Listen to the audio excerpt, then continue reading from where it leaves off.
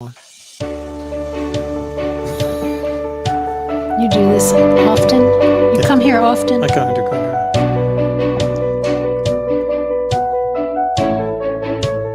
This is your music. This is like, I picked this for you. All right, boss, what are we talking about? Hello and welcome to Shelley Carney Live Stream Coaching. And I am your host, Shelley Carney, and this is our co-host, Toby Eunice. Hi, Toby. Hi, Shelley. How are you tonight? I'm doing spectacular. Yay. Shall we tell everybody what happened tonight? Sure. We lost power tonight. You lost power. I lost power. I had power. Yeah. We weren't sure we were going to have We a were show scrambling tonight. around. Figuring it all out, but we are safe and sound and prepared to go in our studio tonight. What are we talking about? I forgot what we were talking about. Tonight, we'll be talking about the big shift of the Encore Entrepreneur. Nice.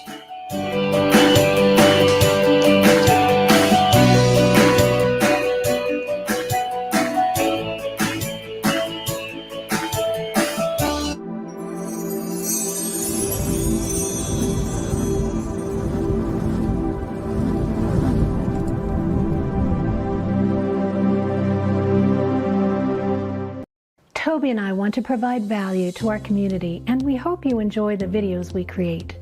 We appreciate you being here to engage with us. To help us in return, you can share your ideas and appreciation by clicking on the thumbs up like button, subscribing, clicking on the bell to receive notifications, and writing a positive comment. Then share our videos with your family and friends so we can grow the channel and reach more wonderful people in the future. Thanks. You ready? Yeah. Go straight to presentation? Yeah. All right, there you go. So, what is the big shift of the Encore Entrepreneur? What is an Encore Now Entrepreneur? shift into this. Whee! It cuts you off. I don't like when it cuts you off. Oh, okay. What is an Encore Entrepreneur? It is, we define an Encore Entrepreneur as a person who is in their retirement years, and they take the knowledge that they've garnered through their lifetime and their career, and they use that to create an online business. And when you are shifting into that role, there's a lot going on there. You have to have a whole new mindset, a whole new way of thinking and being. So let's get into that. And here's our first slide. Now, this quote is from David Stewart. He's the editor of Ageist magazine. And this quote says, "As we enter an age of accelerated longevity, the fastest growing age cohort today are those over 80. An increased lifespan and enriched health span may be coming quicker than some had previously predicted. The question to now ask ourselves and a financial professional is, will our wealth span be sufficient?" So some of us may be contemplating, why should I continue to work? Why would I want to be an Encore Entrepreneur? This is a reason. People are living longer, healthier lives and retiring at age 65 and then living another 30 years. It seems to put people at a disadvantage financially, trying to stretch their retirement savings. So they may want to have that additional income as an Encore Entrepreneur. So I think it is wise for one to prepare for their retirement. Mm-hmm. And there's lots of ways to do that, from being employed, using Social Security, investing in 401ks, etc. Another is to run your own business and put money aside. Another is to have the fortunate circumstance where somebody provides for you. But the simple fact of the matter is, everybody expected, I think we all expected, certainly the baby boomers expected, that retirement was going to be in place and that we could go about our business playing golf and shuffleboard and all these other things.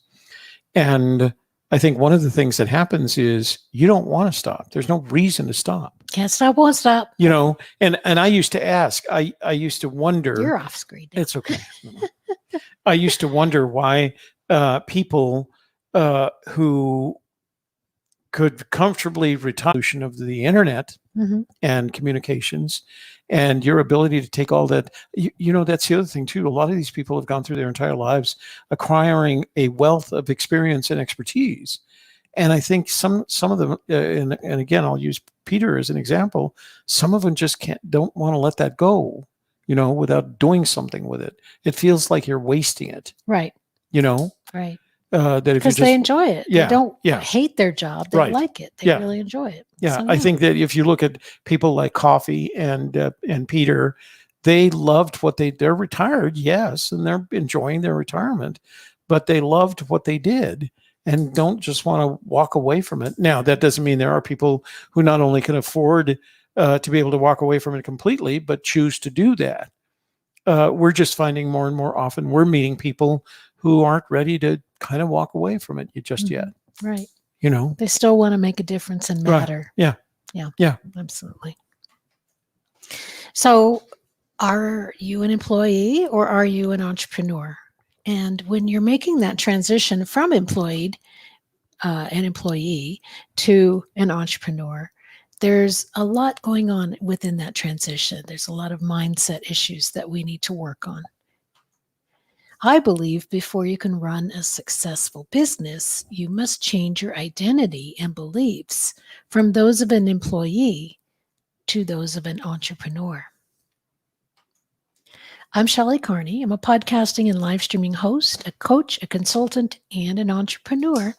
I'm a personal development expert, an interviewer and podcaster, an author, a presenter, an introvert, and a 9 on the Enneagram. And tonight we're going to focus on the entrepreneur part of that, especially the Encore Entrepreneur type.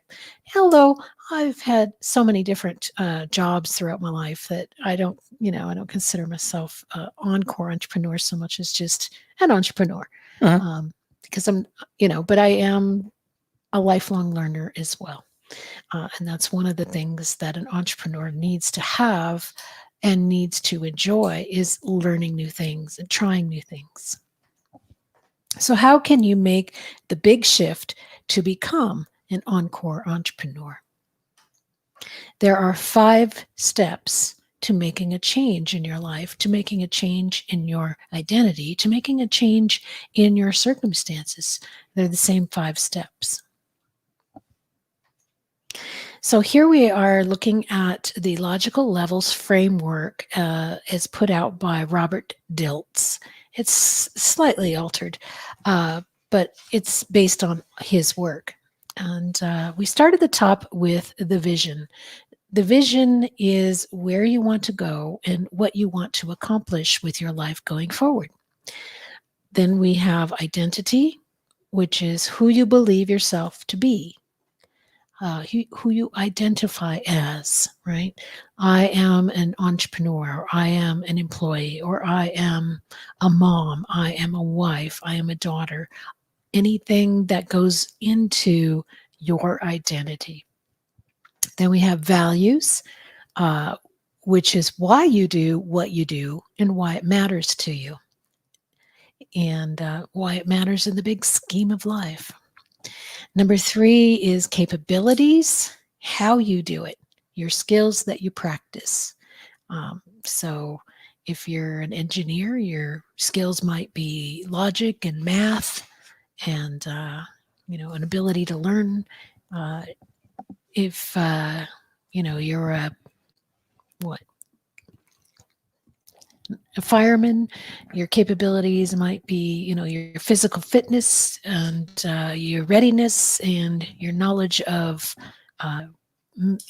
emergency medicine or whatever it is that you have in your capabilities, your skills, and how you practice them. And number 4, what you do. And this is your actions, what you do, when you do it, and where you do it, actions that you're taking. And then number 5, the environment, which is materials, places, people, and all that surrounds you. Now, most of the time when we decide we need to make a change because we've become uncomfortable in our environment. We want to change something in our environment. But when we do that, it doesn't last because we're in stasis, right? To make an actual real change that's going to stick, we have to start with identity and then work our way down to environment. And that's what we're going to focus on today as we discuss how we change from being an employee to becoming an entrepreneur. Oops. My fault for doing it twice. So let's talk about that for just a second. Did you want to go back to the There you go. pyramid? To use the example that you cited, which is I'm a lifelong fireman, right?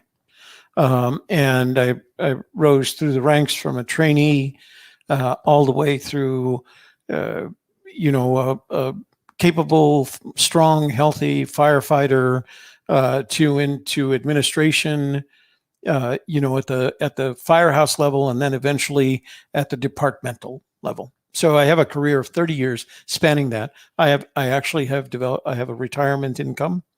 Okay. And so now I want to get out and do something else, but I'm a fireman. Mm-hmm. Where do I go from there? Because the implication is who you believe yourself to be. I believe myself to be a fireman. Mm-hmm. I fought fires and I administered the fighting of fires. Mm-hmm. How do I turn that person, that identity, values, capabilities, actions, and environment into an online business? Well, it kind of as an Encore entrepreneur. Yeah, it kind of depends on what is your passion, right? Just because you're a fireman doesn't mean that's all you love being a fireman. You might have hobbies that you love. You might have additional knowledge that you have because you had a hobby or a club you belong to, or, there could be other things that you are passionate about. So choose what is your greatest passion. What do people come to you for advice about? Right? Mm-hmm. People come to us for advice about live streaming, for instance. So that's why we chose to go that route. If people come to you for advice on diet and exercise, maybe you can be a physical trainer. It just depends on what is your passion. And then once you've chosen that thing that you want to work within those parameters, then you can go from there to start to change your identity to become that. So I'm going to push this a little bit because I'm very curious. So yes, I was a fireman, and I was so busy being a fireman, I don't have any passions. My passion is being a fireman. I don't have any hobbies. I don't have any passions. It's about being a fireman. How do I start an online business? Well, I would suggest being a consultant to share your knowledge, fire science, or whatever it is that you specialize in most within that fireman persona, and teach.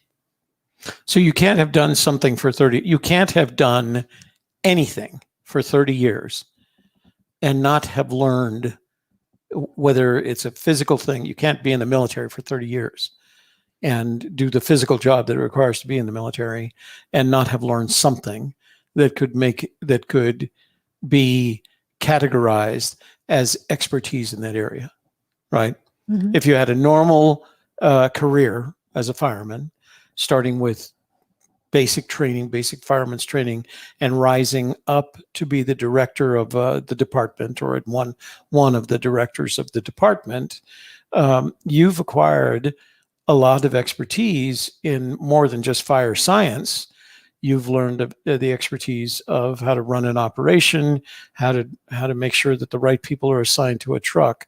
So you could start promoting yourself as an individual who knows a lot about being a fireman, right? About running a fire from a station to a department. So, I sometimes struggle with people who say, well, I was just a fireman. There's no such thing as just a fireman. There's no such thing as just a trash truck driver. How about just a mom? Yeah, we get a lot of that, don't we? Yeah. I was just a mom, right? Mm-hmm. Well, you know what? There's a heck of a lot of expertise that's gained Mm-hmm. by being, quote, just, unquote, a mom. Yeah. So, all right. That clarifies it for me. Thank All you. right. So we're going to go with the idea that the vision here is to become a successful entrepreneur, because that's going to give us the place to work from here. Giving 100% to your vision is important. First, you want to clarify what your vision is. Do you want to talk, do you want to be a consultant in fire science, or, what is your vision, and why do you want to focus on that vision? Why are you passionate about it? What does it mean to you? The price of success is hard work, dedication to the job at hand, and the determination that whether we win or lose, we have applied the best of ourselves to the task at hand. Vince Lombardi. If nothing else, and I'm going back again to the fireman sample, if nothing else, you could promote yourself as an expert in court. Sure. Yeah, you could be a paid consultant for attorneys. Mm-hmm. So if your identity is as an employee or a follower, then you're probably somebody who waits for direction or permission. That's not going to help you as an entrepreneur, right? Waiting around for somebody to tell you what to do, or to say it's okay to do the things you have chosen to do, that's not going to help you move forward. So instead, you have to change from being a follower to being a leader. Your identity needs to be that of an entrepreneur or a leader, because entrepreneurs make decisions and they take responsibility and risks. When you're an entrepreneur, you're in charge. You say what your program is. You say if you're a consultant or a coach. You say who is your ideal client.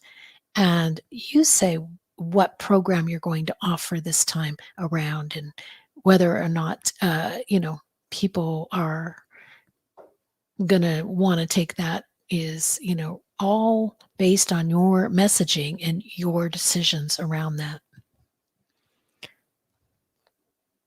So this is your identity. If you decide I'm going to be an entrepreneur instead of an employee, you've got to change over from waiting for direction or permission to not waiting, but making those decisions, taking responsibility, and assuming the risk. Mark Twain said, 20 years from now, you will be more disappointed by the things you didn't do than by the ones you did do. So throw off the bowlines, sail away from the safe harbor, catch the trade winds in your sails, explore, dream, discover, and take the risk. As a sailor of some experience, I'd like to correct that bowline to bowline. Oh, sorry. No worries. I'll let you read the ship things from now on. How about that? Now let's move down to values. Step 2 of change is looking at your values, your beliefs about yourself, about life in general, the rules you've developed for life that you've come up with over the many years of working and living. And employee values, trading hours for money. Because when I work, I want to get paid. I want that steady paycheck. And they focus on short-term gains. They focus on security, which is actually an illusion, of course, the security of getting a paycheck on a consistent basis. I do my work, I get paid. In my husband's case, he's worked at the same place for 38 years, and he has had that security and that consistent paycheck. And it has been the backbone of our family, our family finances, to have that. But should, something bad happen, like the pandemic, and people stop traveling, and there has to be some understanding that things change, right? Uh, as I talked about in yesterday's show, you show up to work one day at the phone book making company, and they tell you, we're closing shop because nobody uses phone books anymore.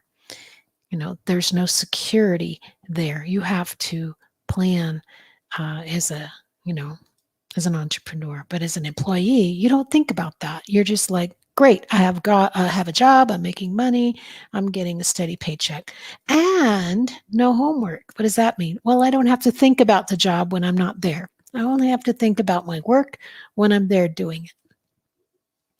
And that appeals to a lot of people. Mm-hmm. I don't have to think about it in my off time. I get to be, without it. I just put it back, put it in another compartment. And when I'm home, and I'm doing my home things, and I'm doing my family stuff. And I don't have to think about work until I'm there. People like that. An entrepreneur values building a legacy. They want to create valuable assets that make up their company, whether that's their programs, their speaking and gigs and engagements, and maybe they have a book, maybe they have, all the things that they're creating are their valuable assets that go into making that business stand out. They have money-making knowledge. This is something that I've always admired about Toby, is that he and his family tells him, you could make money doing, you could always make money. You're always going to land on your feet. And they believe that about him. They know that about him. That's not even a thing they think anymore, because it's just true for them, right? And once you have figured out how to make money in any situation, then you have that confidence that I got this. Doesn't matter what happens. Pandemic hits, financial crisis hits, doesn't matter. I can still make money. I have money-making knowledge. And that's a really great feeling, I would imagine.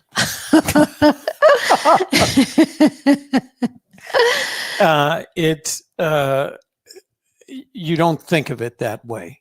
Mm-hmm. Mm-hmm. You've heard me say more than once, and I used to say it in front of the kids, seeing some man on the side of the road, and I say, there, but for the grace of God, go I. And the kid's response to that is, oh, please. Mm-hmm. You'd never let yourself, you would That's find right. a way to make your money your way out of that. Mm-hmm. And I'm not sure what it is. I mean, my father wasn't my father long enough to have learned it from him. I mean, I knew he ran a business, but it wasn't like, and it was it was a relatively big business. Actually a lot, your formative years, where you were with your father. Yeah, no, you had that in your formative driving years. to, I remember him driving with him to Denver so he could go to the auto auctions to buy used cars and have them driven back. He didn't need to do that. He was the CEO of the company. He could assign 10 different people to do that, but he just loved what he did so much. I used to watch him at the auctions, and the strategy of buying and not buying, or selling and not selling, going through his head. He was, tied up in it, and he was always like, they used to have a piece of paper that had all the cars in it, and every time he'd win the car that he wanted, that paper would be rolled up in his hand, and he'd slap his hand. And I still remember that, like, that's a good feeling for him, Mm-hmm. And then outside there'd be people hanging around, and you would pay them to drive the cars back to, in our case, Denver.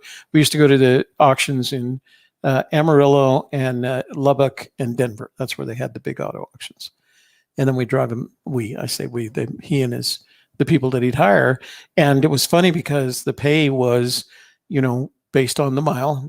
You're driving to Santa Fe and a bus ticket back. Mm-hmm. And they were happy doing that, they just literally hung around the auctions just so they could do that. And it was fun driving back. We'd be driving back in a different car each time, you know. Mm-hmm. The car that we drove up, he'd sell, and then he'd buy some others, and we drove back in a different one. So he was that kind of guy, you know. It was just, and he never stopped. I remember on weekends he would it'd take one of his pickups, and he would, with a trailer, and he would drive around to all the um, gas stations, and he would buy from them the tires that they had taken off of cars and replaced with new tires, and he would pay them a quarter a piece. And I remember there's a way you can stack them so that you get the most tires in there. Mm-hmm. And then he would drive, and he would take that over that's back in the day where they used to recap tires. And the way that they did it is they took these old tires, they stripped them down to the threads, and they'd recap them with new rubber. And that was perfectly, it's not acceptable anymore. Mm-hmm. You can't do it because of the speeds that you maintain. Mm-hmm. He didn't need to do, and it was all a cash thing, right? Everything was, I've got 20 tires there, 25 cents a piece, and they'd work out the thing, and he'd pay them, you know, like that. And then literally drive over to the recapping place, and he'd unload them for $1 a piece or whatever. But it was always a making money thing. Mm-hmm. And he was dressed in jeans. I remember he'd be dressed in jeans and wingtips and this short jacket, red plaid jacket. And everybody loved him, and they were always happy to see him. And it wasn't like that was making a big difference in our lives. I mean, Mm-hmm. he had an income being the CEO of these It's three like dealerships. those people who go to yard sales because they enjoy what they find. Yeah. You know. And putting it on eBay. Put it on eBay or have their own yard sale. Yeah. And he was like that. And I always wondered why he continued to do that. And it was just his nature. He just liked making money in different ways. Mm-hmm. And I think he was also a very social person. So it gave him the opportunity to visit all his friends. They'd see him drive up in his truck and his trailer, and they'd get the tires all loaded and unloaded. I mean, it was a social thing as well. Mm-hmm. And it was in his nature. And I think not that if he had ever lost his, you know, business as a CEO, I think he would have just said, "Oh, don't worry about it, Ange. We got those tires. You know, don't worry about it. I got this taken care of." Mm-hmm. It was that kind of, he would never end up on the street. He was there, and he used to say that, "There, but for the grace of God, go I." Or you complain about not having, those were his two favorite, you complain about not having any shoes until you see a man with no feet. Yeah. You know? Yeah. So he was just that kind of guy. I don't ever remember him stopping. And I think that helps a lot if you have somebody in your family like that who demonstrated that being an entrepreneur is not a scary thing. It is because you have that money-making knowledge, you can go and make money as long as you have a good attitude, right? As long as you can inspire relationships, you can sell things and buy and sell. You can buy and sell anything. That's right. So it's that money-making knowledge comes with that confidence that it's, you know, you can always make money doing something else if you need to.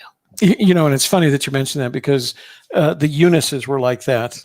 They were, you know, when I used to go up to spend my summers in Taos, my cousin Tommy he used to collect silver dollars, but we'd end up working on cars, buying a cheap car, working on it to make it running again and sell the car. And we were in our early teens, but the Delgados were also like that. The Delgados were, you know, Lucy and her catering, and Carlos and his repair thing. And, you know, there was and my mother and her tin work in the family. So there was a lot of that on both sides. And I'm not sure that I would have referred to them as entrepreneurs, but they were certainly, you know, business-wise. I remember the receipt books, you know, and the tallying, and there was just a lot of that on both sides of the family. So maybe that's where some of that comes. I never thought about it until this conversation, but maybe that's where some of that comes from. So yeah, absolutely. And then of course you have the pride of ownership. So I did this. I made this. This program is mine. I created it. That pride that you get to say that about, your work and your products. And then, of course, entrepreneurs have more freedom and more choices. You can say, I'm not going to work except for Tuesday, Wednesday, and Thursday. I'm going to take off Friday through Monday. You can do that because you have that freedom and that choice. That's kind of nice. Mhm. Whereas if you're an employee, you got to work when the boss says work. Right. Steve Jobs said, your time is limited, so don't waste it living someone else's life. Don't be trapped by dogma, which is living with the results of other people's thinking. Don't let the noise of others' opinions drown out your own inner voice. And most important, have the courage to follow your heart and intuition. They somehow already know what you truly want to become. Everything else is secondary. Let's get into it. Let me go back. Okay. One of the important elements of your growth as an entrepreneur is the recognition that you've been graced with a limited number of hours, right? 24 hours a day, 7 days a week. Mortality motivation. Yeah, and so there's two impacts on you. One is I need to get things done. Mm-hmm. Right. So there's that constant, like you say, mortality motivation. Mm-hmm. I need to get it done. Right. But the other thing is the recognition that you need to find ways to leverage those hours. Mm-hmm. And I remember in my career, there was a point at which anybody who had a video camera and shooting weddings or all these individual events, you'd add up the hours and you're basically charged by the hours.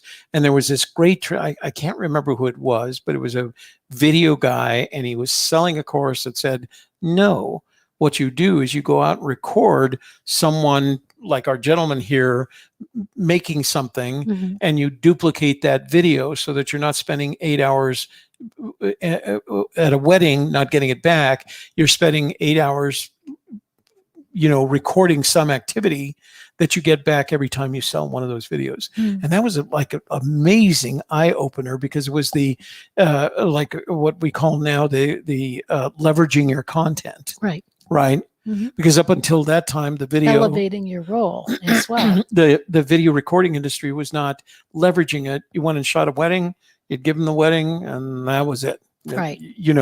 There was you hope that you made your money in the 8 hours that you spent. Time for money, hours right. for money. And I think that recognition. And you only have so many hours. That's right. That recognition that every hour you have is, and I think that's important to a lot of entrepreneurs, is that every hour you have is an opportunity to leverage that into more than $15 an hour. Right. Or whatever your rate is, 30, 50, 150. How do I do that Mm-hmm. and leverage it into multiple income streams from that single hour invested in creating some form of content? Right. Employee capabilities. I think we're going to talk more about what you just said with this level. Employee capabilities are to do one role, one job, what you've been trained to do, right? This guy makes coffee. If the air conditioning in the building breaks, he isn't fixing it. That's not his job. That's whoever owns the building to fix it, or the owner of the business to take care of it. It isn't his job to worry about if something breaks that's out of his role, right? If something occurs, this is my job to pour the coffee for the people who come in and sell them the coffee, and that's it.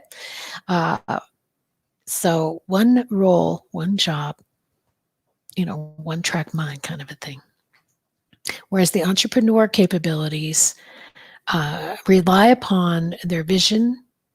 They have to be a visionary. They have to know what the end result they're looking for is. What's the grand plan? Where do you want to be in 1 year, and 3 years, and 5 years, and 10 years? They have to know that. They have to vision, that, and then share that vision with their whole company. They need to have skills in order to make that vision happen, and they need to have resilience when things don't go their way, and they need to be able to find a different way to get there, right? So the air conditioning broke down today, or the power went out, or something happens. How can we salvage this? How can we come at it from a new direction? What an entrepreneur does is they elevate their role. Their most important job is to understand the client's needs and to provide solutions for their clients, and to make that happen through what they're envisioning, right? What they envision as solutions and how they want to deliver that solution to their client. That is an elevated role. That's not, setting up a website. That's not, busy work. Mhm. It's not that. It's the the overall creator of that business. So there's a point at which that elevated role, understanding clients' needs and provide solutions, is a sales position. And as an entrepreneur, one of the skills that you have to have is those the sales skills associated with what you very nicely described: understanding clients' needs and provide solutions.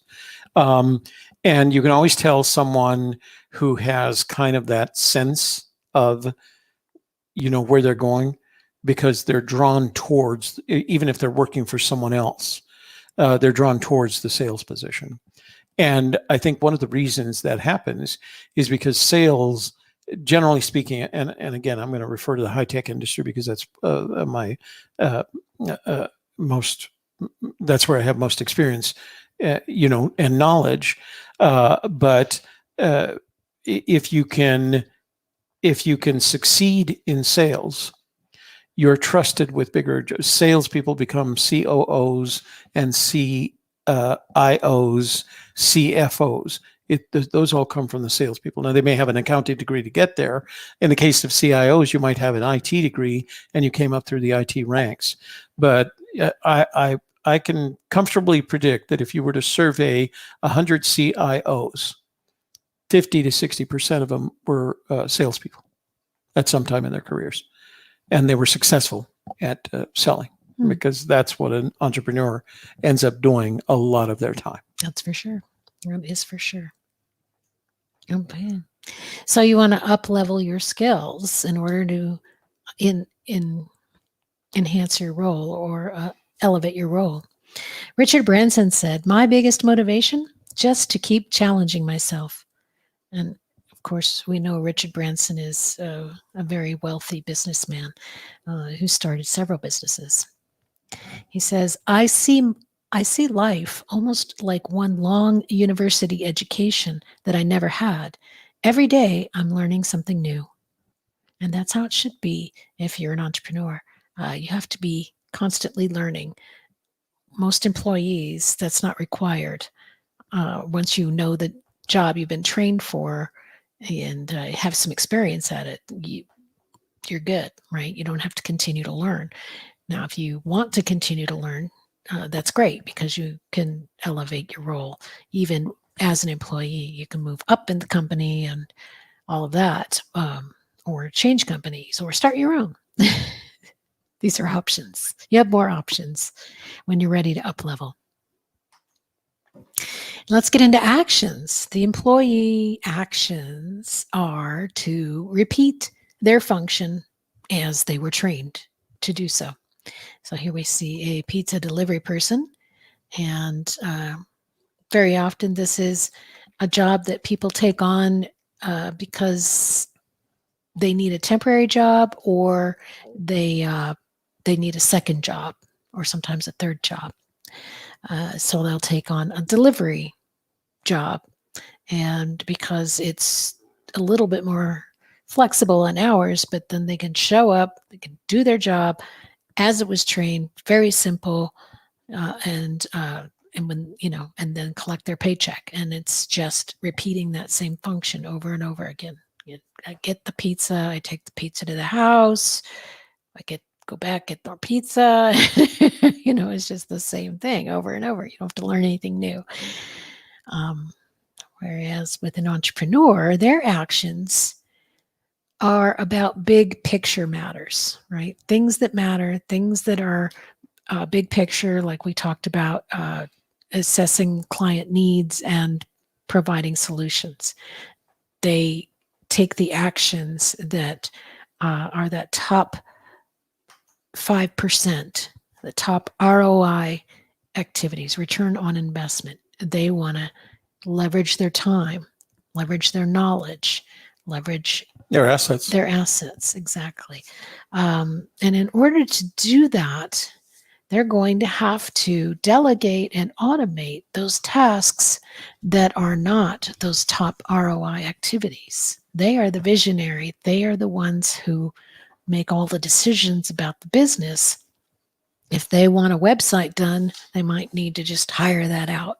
If they need somebody to be a social media manager for them, they might just want to hire that out. They might want to hire an assistant or a virtual assistant, or they might go to Fiverr, but they're going to farm that work out to free up their time to spend on those top ROI activities. Very often, that's going to be sales and relationship building, because that's what's going to bring the money in.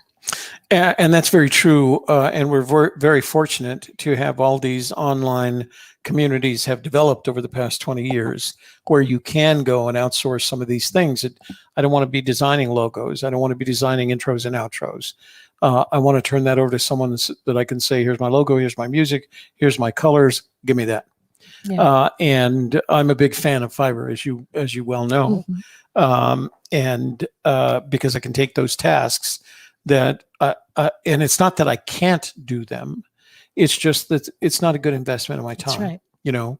I can usually, in a very quick way, get a logo, decide on the colors, decide on the music, and then just turn it over to somebody else and say, make this, make an outro like we have, or an intro like we have. And the nice thing about Fiverr is I've gotten to the point where I've got a couple of guys, one that specializes in intros and one that specializes in outros. And one time, the one that does the intros, he said, do you want to do something different? Mm-hmm. And I said, no, I like the one that we have. Just change the colors, change the music, etc. And because they work for me, mm-hmm. And it's been easier when I've had changes. I don't have to pay the full price. Mm-hmm. We've had a couple of situations where, because he has a template already ready to go. Right. And that's the nice thing about it. Yeah. And it's good because I get to compliment their work. I give them star ratings and things like that. So when I do come back, they're at the point now where I know if it says 1 or 2 days turnaround, it's and they're both on the other side of the world, so they're awake at midnight my time is 12 o'clock their time, but I can always count on them delivering in less than 12 hours now. Right. If I give them minutes before their morning time, if I do it late at night, it's before their morning time, I'll have it by the end of my day. Mm-hmm. So they're very useful, and there's a lot of consulting sites like that. What's the one that your son-in-law, that Gus, belonged to? He was working through Upwork. Mm-hmm. That was the one I thought, because that's another one, mm-hmm. Because their requirements, qualification requirements are very stringent. Mm-hmm. So they only recruit the best in order to provide these services. Yeah. There's another one called TaskRabbit. Right. So there's a lot of them out there where you can outsource mm-hmm. A lot of these things that would otherwise be time consuming for you. That's right. That's right. TaskRabbit is great for, say you had, you wanted to set up your home studio and you needed to hang lights and you needed to do a bunch of different things, maybe painting, maybe, just whatever. Uh-huh. And it was going to take maybe 3 or 4 hours. Uh-huh. But if you could hand it off to somebody, then you could actually focus on making some sales. Shall we go to TaskRabbit and become a home studio? Yeah. TaskRabbit thing? Sure. No, what? Start setting up everybody's home studio in Albuquerque. But it's important as an entrepreneur to probably once every quarter take a look back and say, am I focusing on top ROI activities, or have I been wasting time on things that don't really matter? And if you are learning things, learning new skills, then I would also put that into the ROI, because up leveling your skills is going to allow you to make more money. And so earlier, I wanted to point out that our poor fireman didn't have any passions, any hobbies, or that if you do have a hobby or a passion, there's nothing that prevents you from not. Well, I want to say, if you have a hobby or passion, there's lots of resources that enable you to turn that hobby or passion, that product-based hobby or passion, into business. And the best example of that is Etsy. It's all online. And if whether you build birdhouses, or as Shelley will tell you, I order a pen. I'm fascinated with handmade pens. And I go to Etsy, I find the one that I want, and I buy it from there. And the stores look great. Etsy has evolved over the years to being a great department store of handmade products. And so I didn't want you to think if you have to have some level of expertise in order to be an online business.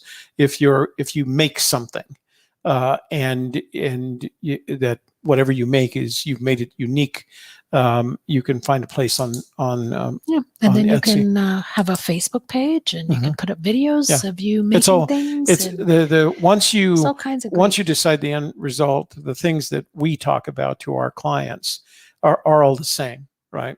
Facebook page, YouTube channel, leveraging your content. There is nothing better for someone who, and I'm going to use the pen example, the turning pen example, because I used to do it. There's nothing better than making a video of you transforming a piece of wood or a piece of acrylic into a finished pen. And you can go to YouTube and search pen turning, and there's hundreds of them, and they all have great numbers of views. People just love watching that. And then if you can show the end product and tell them where to find it in your Etsy store, so much the better. Ralph Nader said, the function of leadership is to produce more leaders, not more followers. So basically, if you're a leader, you're an entrepreneur, your job is to help clients become leaders themselves. Maybe they can lead their own team, or lead their business to greater prosperity, or lead their family into a healthier relationship. Teaching leadership, being a leader, is guiding others to be leaders as well. So let's go to the last section of the pyramid: environment. An employee environment. Their ideal is to find a job with benefits and people that they like. That would be ideal. Doesn't always happen, but that's the ideal. Employees have a low level of control. So say people in the medical industry, for instance, as we see here, they like their job going into it. I mean, they study for it. They study hard for it. They take a lot of tests. They have to get licensed.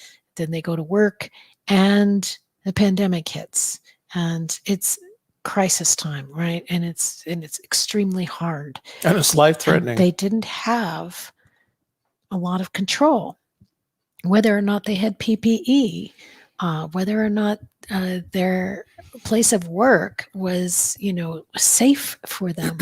They didn't have a lot of control over that as an employee.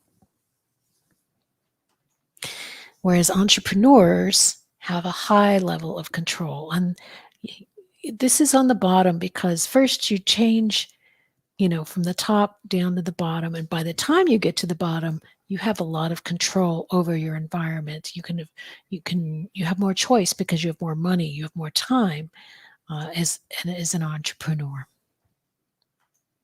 So let's go back to that pyramid, the logical levels framework. Vision at the top. You want to accomplish that vision by first adjusting your identity, taking a look at your values and making sure your values meet up with your vision. Look at your capabilities, decide if you need new skills, you need to up level. Take a look at your actions. Make sure you're spending your time on those actions that are going to have the highest return on investment. And then your environment should be, at that point, easier to control. First, be, then do, then have. Change your identity to change your actions and behaviors, and then you'll change what you have. Peter Drucker said the best way to predict the future is to create it. So become an entrepreneur, and you can do that.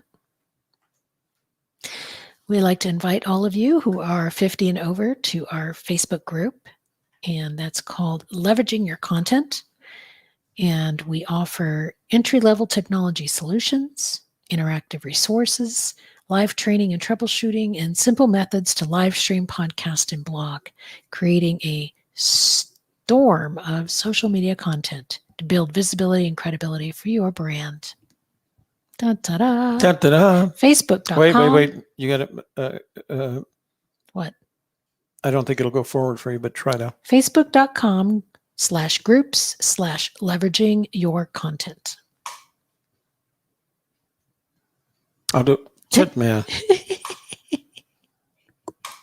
There you go. And leaders share their knowledge. Bo Bennett said, success is not what you have, but who you are. Share your knowledge by being a podcast guest. You can get our book as a free gift. It's called Podcast Star, How to Get Booked on Podcasts and Be a Great Guest. And the link to get that book is podcaststar01.agkmedia.studio. Please go check that out. Lastly, please connect with us. Schedule a free consulting call to define your social media goals, assess your specific needs, clarify your best options. At messagesandmethods.com, you're going to find all of our links, as well at shelleycarney.com and tunis.com. And those links are all going to be in the description box for the video as well. All right. That's all I have for today. Thank you all for joining us, and I look forward to seeing you next week. Our topic for next week, we're going to be talking about effective ways to attract qualified clients. So we're going to get into 20 different ways you can attract qualified clients organically. Is that on Shelley Carney's? It's going to be the theme for the week. Oh, great. Wow. Love talking about that. That'll be a lot of fun. That. All right. So we're done for the week. That's right. We won't see you again until next week. Tuesday. And when are you going on vacation? July. July. You don't have a date yet? Well, the 14th. So we got a couple of vacations coming up. Shelley's going to be in July, around the middle of the year. I'm sorry, the middle of the month, and mine's going to be in August. So you may not see shows during that time. We haven't figured out quite what we're going to do. Entrepreneurs have that flexibility. Yeah, we have that flexibility. So thanks for joining us today. We really appreciate it. Yeah. Any last words? Make sure you check out our podcast if you like to listen instead of watch. That's going to be on all your major podcasting platforms, Apple, Google, Spotify. Check it out. Shelley Carney, live stream coach. Good one. Live stream coach. Good catch. Shelley Carney, live stream coach. That's me.